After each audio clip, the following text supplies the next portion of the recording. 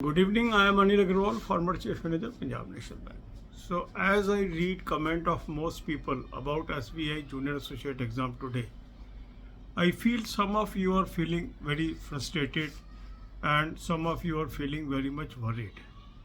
Here, I would like to give some feelers that will make you relaxed. First, despite that the exam was tough, still around 19 to 20,000 candidates will get a chance to get the job under the selection of SBI Junior Associate. Now some of you may say, sir, there is a qualifying marks, we may not clear the qualifying marks. So here I would like to say two aspects. One, either normalization may give some grace mark and many people may have much above the qualifying marks. And in case they don't get adequate number of candidates, those have qualified the minimum qualifying marks, even minimum qualifying marks may be reduced by State Bank of India, because in notification they have kept this cushion with them. SBI has powers to reduce minimum qualifying marks, although for last 2-3 years they are keeping the same minimum qualifying marks. So you need not over worried about the outcome. If your performance is better than others and your performance is better than around 20,000 candidates, I think you have a chance either in the main list or in first, second, third wait list. So hope is alive. I will not give any number of cutoff because cutoff predictions have become meaningless these days.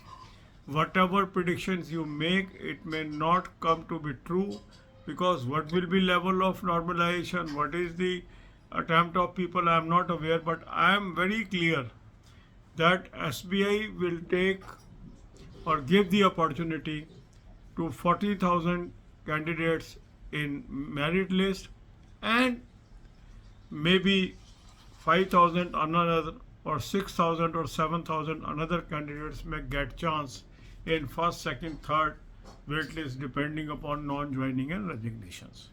So remain cool, remain happy, and you have already done with SBI Junior Associate examination. Focus on 2025 exams if you are thinking of appearing for the same. The people whose age is over, they can look for pure level examination or some other exams. The candidates, those are having exam on 12th, they should give their 100% and need not be over worried by seeing the today examination, because every day is different and sometimes you get the exam very tough and we lose all the hopes. But once result comes, you are in the merit list and the day of joy comes. As there are vacancies, they will definitely fill. But anyhow, the person who has scored better than others will get the chance. So out of 1 lakh, say 40,000 candidates or more that has appeared for this examination, if you have performed in top around 18,000, 19,000, 20,000 candidates, so there is a scope you may get the job in this series of employment. So you need not worry too much about the performance. What is done. Look for future. God bless you all. अब यही बातें हम हिंदी में करेंगे. आज के जो मैंने आपके कमेंट्स पढ़े हैं SBI जूनियर एसोसिएट में, मैंने देखा कुछ लोग काफ़ी फ्रस्ट्रेट हो गए हैं, कुछ लोग काफ़ी वरीड हो गए हैं, कुछ लोग काफ़ी परेशान हो गए हैं. आपके लिए दो बातें मैं बताना चाहता हूँ इसके अंदर. देखो, पहली चीज़ ये मान के चलिए कि इस सिलेक्शन के अंदर लगभग 14,000 कैंडिडेट तो मेन लिस्ट से, मेरिट लिस्ट से जाएंगे और 5,000, 6,000 या 7,000 कैंडिडेट हो सकते हैं वेट लिस्ट 1, 2, 3 के थ्रू क्लियर हो जाए. डिपेंड करेगा कितने लोग रिज़ाइन करेंगे, कितने नॉन ज्वाइनिंग होगी. तो मेरा मानना यह है कि 18 से 19,000 लोगों को तो एक मौका मिलेगा जो आज के कैंडिडेट हैं कि उसको SBI जूनियर एसोसिएट की जॉब मिल जाए. यहाँ काफ़ी लोगों के मन में ये आ रहा है कि सर इसमें मिनिमम क्वालिफाइंग मार्क्स है, मेरे ना आए तो क्या होगा. यहाँ मुझे दो संभावनाएं लगती हैं कि अगर एडिक्वेट नंबर ऑफ कैंडिडेट्स ना हुए मिनिमम क्वालिफाइंग मार्क्स से ऊपर, तो एक तो एसबीआई मिनिमम क्वालिफाइंग मार्क्स को रिड्यूस कर सकती है। उनके पास पावर है, ज़रूरी नहीं है इसी को रखना है। उन्होंने पिछले 2-3 साल से ये इसको रख रहे हैं, मगर उन्होंने ये कहा हुआ है कि मिनिमम क्वालिफाइंग मार्क्स क्या होंगे ये एसबीआई मैनेजमेंट डिसाइड करेगी। तो एक क्वेश्चन है ये। दूसरा क्वेश्चन है कि जब नॉर्मलाइजेशन करेंगे तो ये भी कई बार होता है कि जब कोई एग्ज़ाम टफ आता है या कोई पर्टिकुलर सेक्शन टफ आता है तो उसके अंदर ग्रेस मार्क्स दे के भी न्यूट्रलाइज किया जाता है, क्योंकि जिन्होंने अच्छा परफॉर्म किया है वो और ऊपर चले जाएं, जिन्होंने ठीक ठीक परफॉर्म किया है वो भी स्टैंड करें। तो वो ऑप्शन भी अभी ओपन है। पर ऐसा नहीं करेगा स्टेट बैंक की अगर उन्होंने 14,000 लोगों को लेने के लिए एक एक्सरसाइज स्टार्ट की है तो वो 14,000 कैंडिडेट ही ना ले इसमें से। मुझे ऐसा नहीं लगता, कोई ऐसी संभावना नहीं लगती। इसलिए कट ऑफ पे मैं कोई प्रेडिक्शन नहीं कर रहा, क्या कट ऑफ होगा क्या नहीं होगा ये तो हम कोई कह नहीं सकते हैं। पर इतना ज़रूर है कि होप अलाइव है, निराश होने की आवश्यकता नहीं है। जो लोग अपना एग्ज़ाम देने के बाद बहुत ज़्यादा जिनका मॉरल डाउन हो गया, इतना परेशान मत होइए। अगर आपने औरों से बेहतर किया है, ये मेजर चीज़ है इसके अंदर। कंपटीशन है ना, मेरिट में आना है। अगर आपने औरों से बेहतर किया है तो आपका चांस अभी भी है।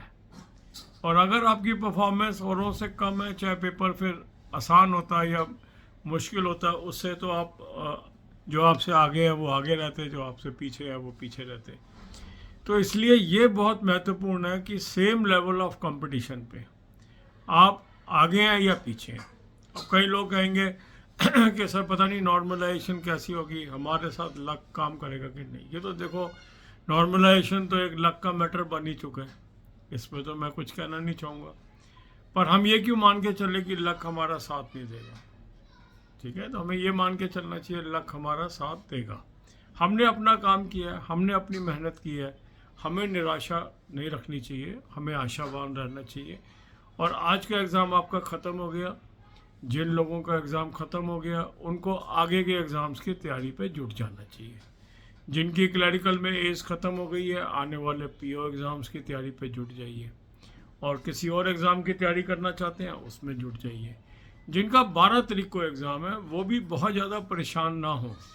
हर दिन अलग दिन होता है, क्या एग्ज़ाम का लेवल आएगा वो आज के लेवल से आप जज नहीं कर सकते। अपनी तैयारी के अंदर आप कुछ चेंजेस भी आप नहीं कर सकते। तो जो भी आपकी तैयारी है आज रात तक तैयारी करके कल कंप्लीट रेस्ट दें और परसों एग्ज़ाम दे के आएँ। और होप सभी की अलाइव है। अननेसेसरी ये मत सोचो कि अब तो ख़त्म हो गया सब कुछ, ऐसा मैं नहीं मानता। अगर उन्होंने 14,000 वैकेंसीज हैं तो 14,000 लोगों को वो लेंगे। उसके लिए क्या पैमाने तय करेंगे वो आने वाला वक्त बताएगा। कट ऑफ्स को कैसे वो एडजस्ट करते हैं, क्या करते हैं, नॉर्मलाइजेशन में करते हैं, मिनिमम क्वालिफाइंग मार्क्स को करते हैं। और ऐसा भी तो हो सकता है कि मिल ही जाए 24-25 हज़ार कैंडिडेट जो मिनिमम क्वालिफाइंग मार्क्स से ऊपर है। ये तो आप सोच रहे हैं ना, क्योंकि कई बार क्या होता है कि हम अपने को कई बार अंडर एस्टिमेट भी कर लेते हैं, अपने को अंडर इवेल्युएट भी कर लेते हैं।